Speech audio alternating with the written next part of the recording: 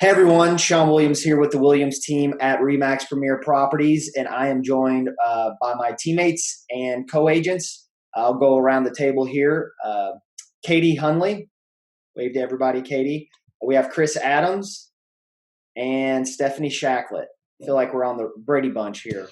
But we're coming to you today to hopefully provide you some value if you're thinking about buying a house or if you're in the market to buy a house. Really, the theme of today's roundtable is just the secret recipe to getting your offer accepted. Buying a house is an extremely exciting time, but it can be also very stressful. So we want to equip you with the tools and the information and the knowledge so that when you're going home shopping and when you're making offers, you can put together the best offer possible to get your offer accepted. Because ultimately, if you see a house and you love it, especially in today's environment with it being so competitive, we want to give you that extra that extra step up on the competition. So with that being said, we're going to go ahead and jump right in here, and I'm going to kick it over to Stephanie. So for people that might be listening to us or tuning in, and like I said, the buyers out there that may be in the marketplace right now and may be experiencing this, what are you seeing in the marketplace currently? At the time of this recording, it's August 2020. So what are you seeing out there in the marketplace, Stephanie? Well, I think a lot of buyers, before they get into it, they know that it's a good time to buy and they don't necessarily know why. But the reason it's a great time to buy is that interest rates are really low. A lot of people who might be first time home buyers are deciding that it makes so much more sense to own a property rather than dump money into renting when your mortgage could be almost the same as what you're paying in rent. So that's a big part of why the market's so hot and why houses are selling so fast is because there's so many buyers right now. And the issue is that there are not enough listings. And if there is a listing, it is going to sell pretty fast for the most part, if it's priced right, if it's in good condition. So these buyers are having to be available, with the same day to go look at stuff, and properties are just flying off the shelf. So it's a great time to buy because of the rates, but you will experience some obstacles, getting to a point where you get an offer accepted. And to piggyback off of that, we're seeing in majority of the cases where buyers are having to go above the asking price in order to get it accepted. And for a buyer that may be thinking about buying a home and they haven't even made their first offer, that can seem a little bit daunting, right? Like, why would I want to pay more than what somebody's asking for? But unless you're paying cash, if you're going to be financing the property, which most of our buyers are, you really have to look at what your monthly payment is. And so even though you may be going up on the price because interest rates are so low, it still may be less than if you were buying a house a couple years ago, or maybe a couple years from now when interest rates go back up to 4, 5, or even 6%. So you really got to look at what that monthly payment is. Also, we need to talk about the supply side. I know you touched on it, but really it's just simple supply and demand. The demand's here, the supply is really low. A lot of sellers know they can sell their house fast, and so they're a little bit hesitant because they're not sure where they're going to move to next. So with that being said, if you're thinking about buying a house out there, I'm going to kick it over to you, Chris. What should be your first step, right? You're saying you wake up one day, you say, I'd love to have a house. I've been renting forever. Or maybe it's time to move and move on to our next house. What would you recommend when somebody contacts you should be their first steps? I would say the first step would to be contact a lender, and I would highly recommend doing a lender here in town versus someone online like Quicken Loans or Wells Fargo, just because with those companies you have such high clientele that this is a fast process. So you'll need to make sure you're communicating with them and getting answers quickly when you're ready to make the offer. And then once you contact them, I'd go and fill out the application, sit down with them, have a meeting, or talk to them over the phone. And that process probably takes maybe 30 minutes. So, overall, you could take a day, maybe 2 days at most, getting pre-approved instead of, 2 weeks, like some people may think it would take. And then I would sit down and have a buyer's consult with them, which that would just be figuring out, what they need, 3 bedroom, 2 bedroom, what they want, what area of town they're looking at. So then when they do get that pre-approval letter, they're ready to jump on the house hunting and find a house quickly. Definitely, definitely. The thing about a lender is, and you were touching on this, is there's a lot of different options out there. You see the big banks like Chase and Wells Fargo and U.S. Bank, and not that there's anything inherently bad with that, but because homes are selling so fast, you really want a lender that more or less has boots on the ground. You can provide that flexibility and that versatility in terms of just answering the phone and getting your questions answered, especially when it comes to what is your interest rate? What is your down payment? What is your closing costs? A lot of buyers don't even know they have to pay their closing costs and what that figure could be. We might be talking about $5,000 or $6,000. But then also, like you just said, before running out and just looking at the first home that you see that catches your eye, taking even 20 or 30 minutes to have a consultation or a sit down or a Zoom meeting or FaceTime with your agent helps you kind of put all the pieces to the puzzle together before you just start looking at property. So those are some great points. Like I tell everybody, you don't go to the mall without your wallet. So why are you looking at homes if you don't know what you can afford? And on that note too, because interest rates are so low, like you said, Stephanie, I think some buyers are surprised to find out they might actually afford more than what they thought they originally might be just by putting some numbers on a mortgage calculator. Mm-hmm. So buyer sits down with you, Chris. They go through the pre-approval process. You can knock that out in literally a half a day, even quicker than that. But then from there, they say, let's look at some homes. And Katie, I'm going to let you take this over. Whenever a buyer contacts you and you've gone through those two steps, and now it's time to go look at a home, or you're scheduling a showing to look at a home that you think that they're going to be very interested in, that they may even consider putting an offer in. What does your process look like for that whenever you go to show that first home or when you're out home shopping? So, Sean, what I would usually do is on the way to the house, before we even see the house, I call the agent and ask, hey, how's the activity? Do you have any current offers? I've got a very excited and motivated buyer who is already pre-approved.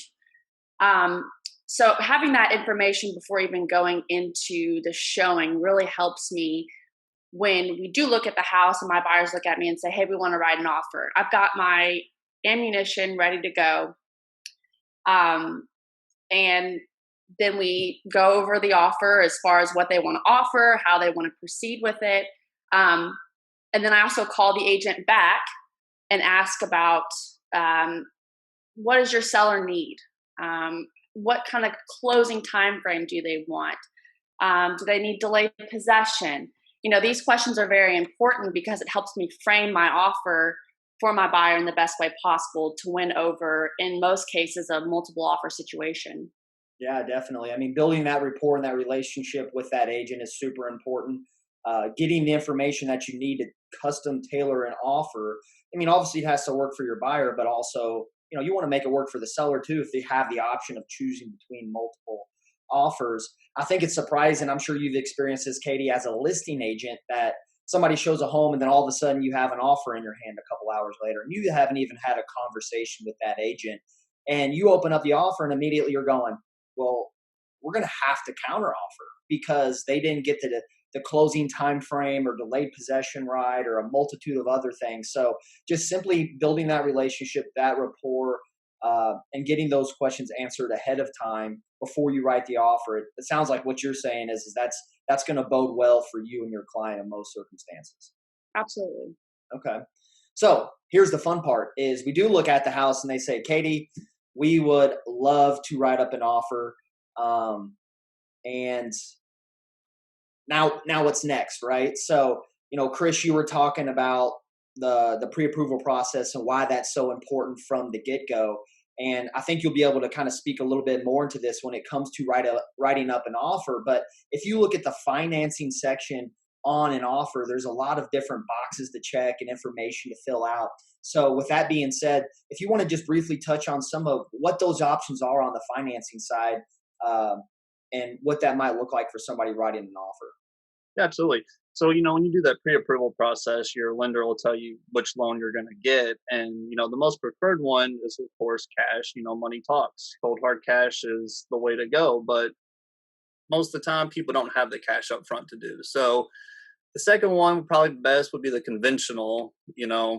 It's a little bit less hoops to jump through than another type of loan, but it's the second best option. And then the third one would be the FHA. Typically you have a lower down payment with that, but you have more hoops to jump through. The appraisal process a little bit more strict than what the conventional side would be, when you can afford more money down and everything like that. But when you talk to your lender and go through the pre-approval process, they'll be the ones to tell you what works best for you and what route to go through, so ahead of time when you're writing that offer. And it sounds like what you're saying is that based upon which route you decide to go for financing, or even your down payment, that could be an important factor when a seller's making a decision. Because if a seller has 5 offers and they're all pretty similar, well, they may look to the financing section and say, well, is it FHA or is it VA?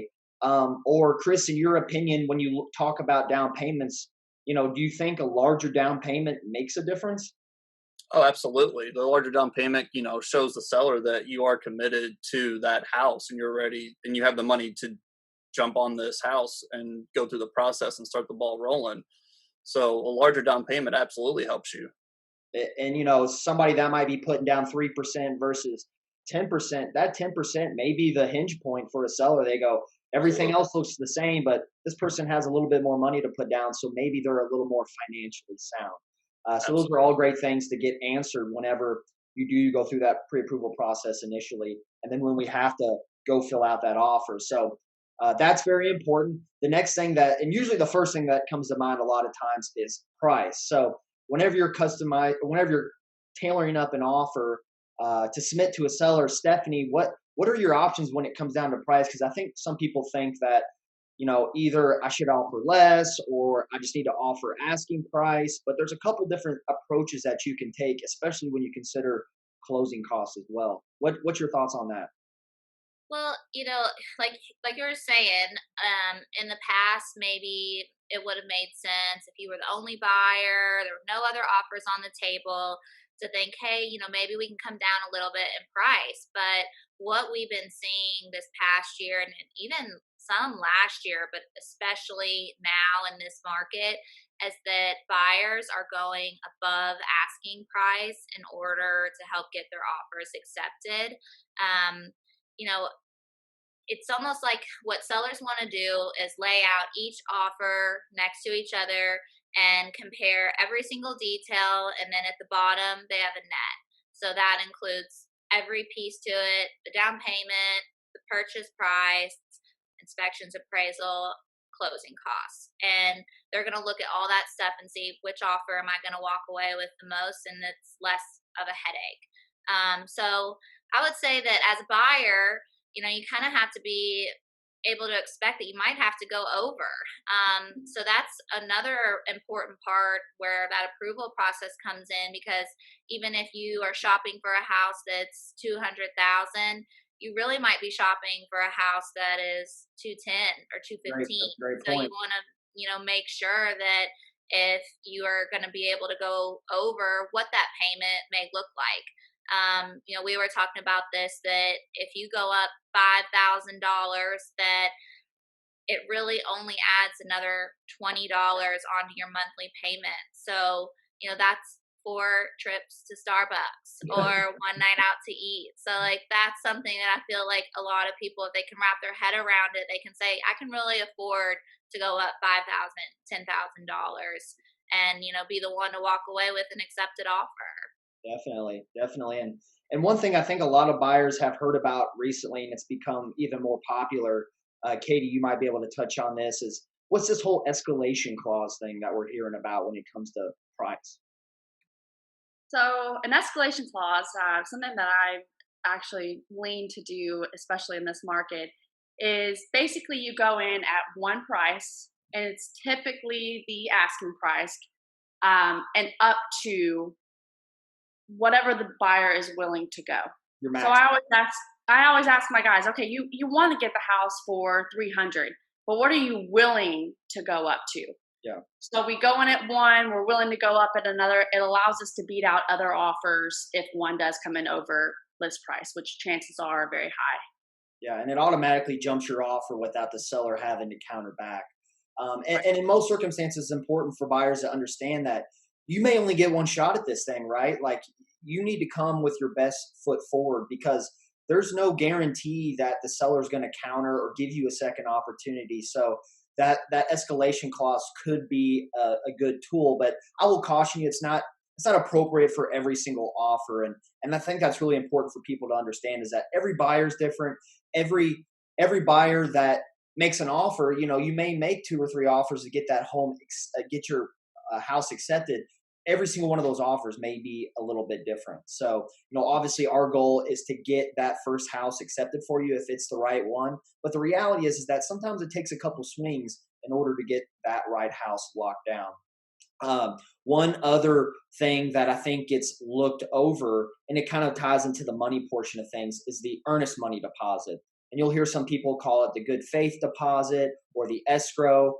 Chris, tell us a little bit about that and how that works. And, I know a lot of agents and buyers tend to think that maybe $500 might be appropriate, but maybe there's some things that you could do to spice it up a little bit.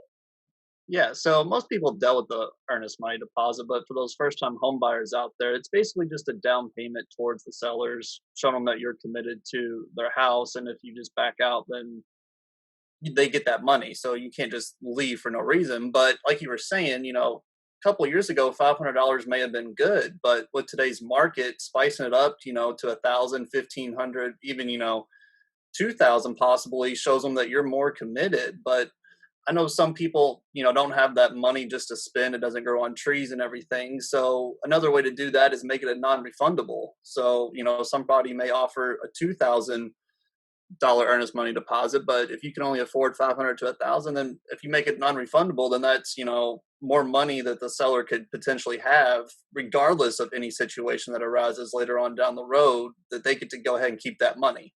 Yeah, definitely. I would say the non-refundable, even if it's less, may be more attractive because the reality is, the seller for the most part understands that with an inspection clause, you can back out as a buyer and get your earnest money back. And so, this is kind of your skin in the game. So, whether it is bumping it up to say even $5,000, I know that sounds crazy, but if you're going to be putting $20,000 down on a house anyways, if your intent is to close, and you still have an inspection clause, go ahead and beef it up and make it more attractive. But once again, like you said, if you don't have, the ability to put a large chunk down for the earnest money, then maybe making it non-refundable is a good idea.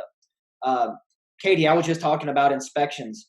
That's really the make or break point for most contracts here. So tell the prospective buyers out there what their options are when it comes to an inspection and why or why not you may choose to use either one of those options. So with the inspection in the contract, it is a contingency protecting the buyer as far as if anything does come up in the home inspection that the buyer wants to walk away. Most people have added that. Now, recently, people are starting to waive their contingency, their home inspection contingency, in order to make their offer stronger. So you can buy a home as is. And you can also buy a home stating you're going to buy it as is, but you still retain the right to get a home inspection. And if anything major comes up, you still retain the right to walk away.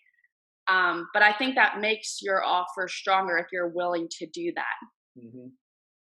Yeah, I mean, the reality is, like Stephanie was saying earlier, a seller is evaluating more than just price. They're evaluating all the terms in the offer, and maybe you don't have the ability to go up $5,000 or $10,000 because you're tapped out on what you're approved for. Well, there's other places in the contract that you can add value to the seller. So while we would majority of the time never advise waiving an inspection unless maybe you're a seasoned home buyer or an investor, but that is an option. Or at a minimum, say that, hey, seller, I'm going to do an inspection, but I'm not going to be asking you for any repairs. And if the seller understands that the inspection is the make or break point, or even a large part of what they may spend to get this house sold, I mean, it's not uncommon, right, for sellers to spend $2,000, $3,000, even $4,000, $5,000 or more, depending on the size of the house. So if they know they don't have to spend that, well, in effect, that kind of gives them the same net at the end of the day, potentially. So One tip I would throw in there is, hey, look,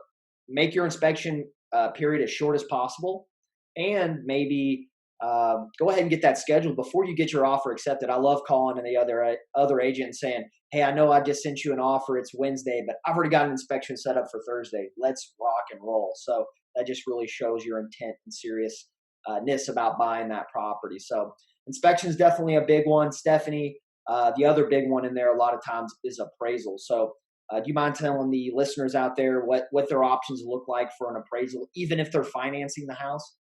Yeah, absolutely.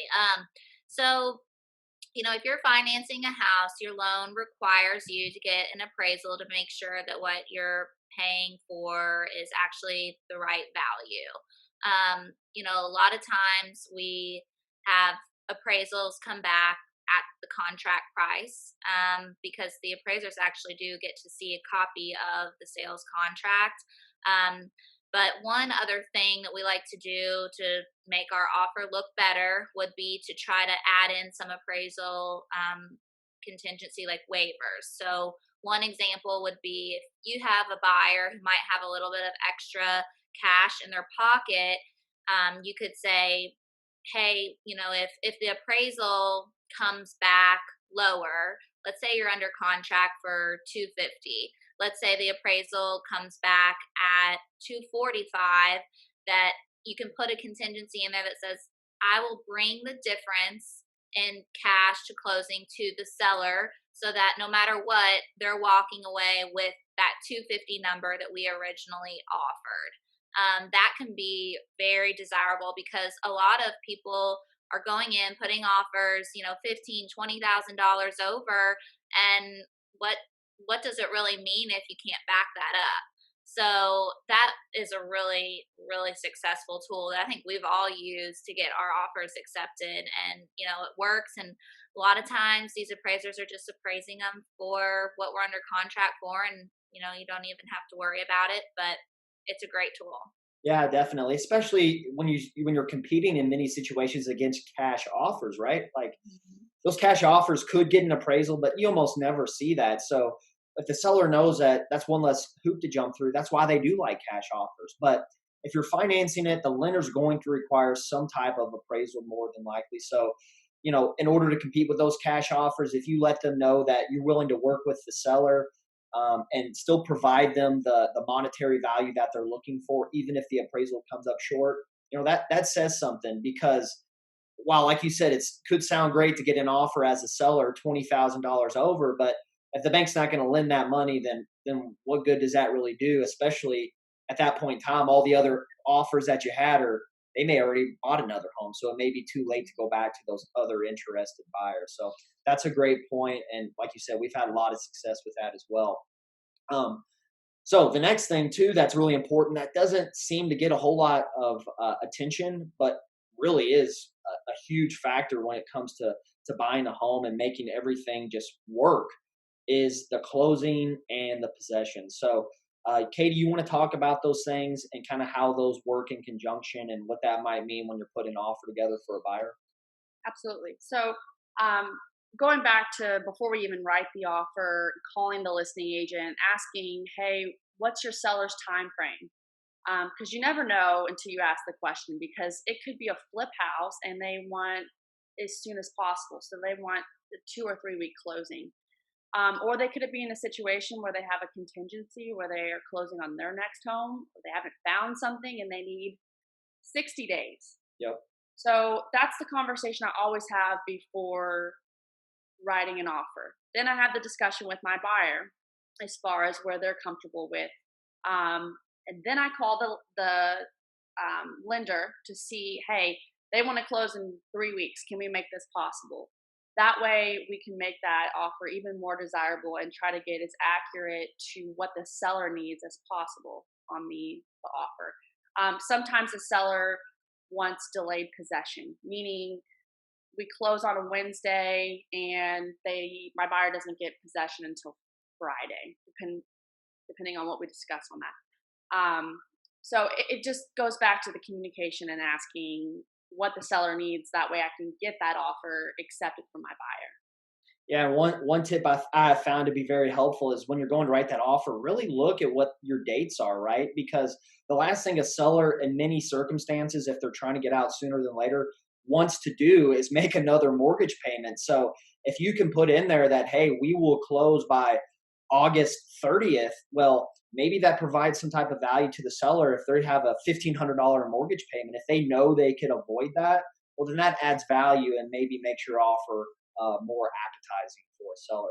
One thing that you did talk about was when a seller needs more time in order to purchase another home, and kind of realtor talk, that's called a contingent offer to some degree. So one thing you have to understand as a buyer is that if you are buying a house and you are pre-approved without selling a pre-existing property, then that makes your offer much more enticing.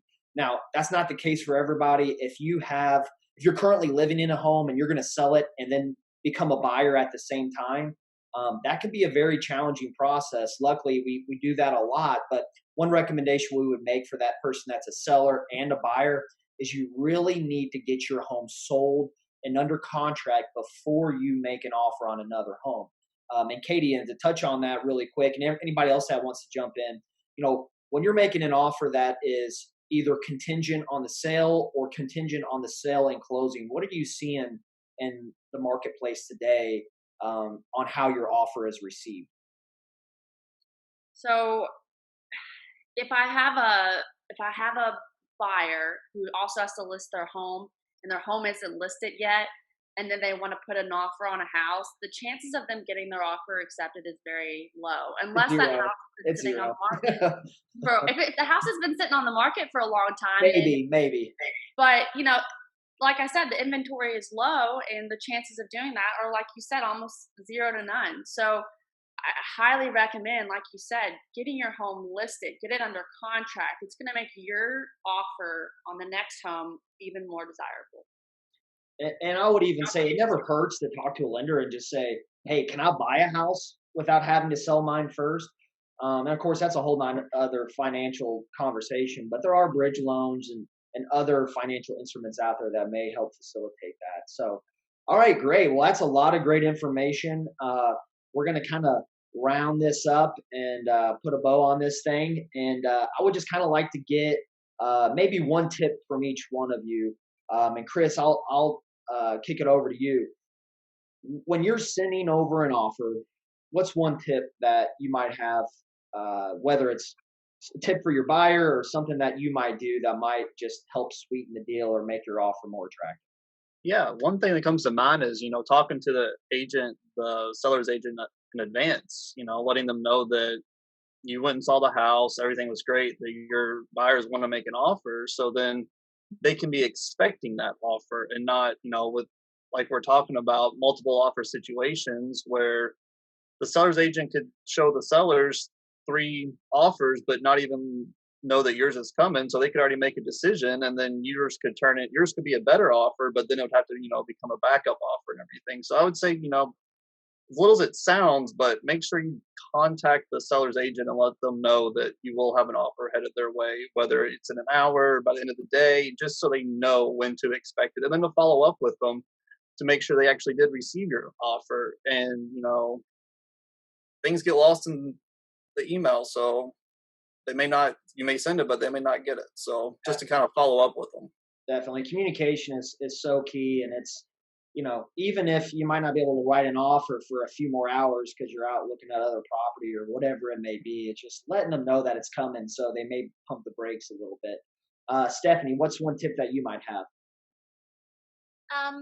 Yeah, definitely upfront, communicating with the agent and letting them know, here's the reasons why my client loves the house, and telling them that we're willing to do whatever it takes. What are some other things that your seller is concerned about, and trying to show the listing agent that your clients are there to work, to make sure that the sellers are getting what they want out of the situation. And maybe there's something small that maybe they don't want to move some furniture, or maybe they want to, I don't know, leave some different stuff around the house, just something where you don't know until you ask, Yeah. if there's something that isn't listed in the agent notes or online, and you just never know what you'll find out if you keep asking questions. So definitely making a couple phone calls without bothering the Yeah. listing agent to find out some more. Yeah, furniture, excuse me, furniture and fixtures and just the odds and ends that really it doesn't have to do with the house itself. That could be a big deal for a seller, especially something that they might be emotionally tied to. Mhm. And Katie, to kind of wrap things up here, so when you're formulating that offer in terms of putting it together and sending it over to the other agent, what might be a tip that or tips that you might have? So first thing, before we see the house and my client says, I think we're gonna put an offer on it, I always bring my computer. That way I can type up the offer so it's clean. I've gotten some handwritten offers before and you kind of tilt your head like, is It's that 2020, right? typo or yeah. So I always type it up. The second thing I like to do is I compile it in the cleanest email possible. I put in the offer, all the disclosures that are signed, my client's pre-approval letter, and in the context, I always like to communicate with the listing agent that our goal at the end of the day is to make this a very smooth and easy transaction. And then I also like to mention who my client is probably going to use for their home inspection because that's another Yeah, piece of the definitely, puzzle that's huge. for sure. So just making a clean offer and communicating with the listing agent what our intentions are. Definitely. No, those are all great tips, and hopefully, what the listeners are gaining from this is that a lot of times it's just the little things that make the big difference, and so it's the combination of those small things together that really can make your offer stand out and make a difference. When the reality is you see that home and you say you love it. Well, we want to do everything possible in order to get that home for you. So, before I wrap it up, any other closing thoughts out there anyone wants to throw out there? No. Just working with a good team, working with a good buyer's agent. Yeah, that's a shameless plug right there, right? So with that being said, hopefully if you're tuning in, you got something of value. Our goal ultimately is just to provide you with the tools if you're thinking about buying a home or if you're in the marketplace to buy a home. So certainly if you have any other questions or thoughts about something that we discussed and you were maybe just unsure about what that really means, don't hesitate to reach out to us. And we want to let people know that we're open for communication. And if you reach out, we don't answer. It might be because we're with another client, but we'll certainly get back to you. So, with that being said, thank you all for your input and sharing everything. And signing off. Thanks, guys.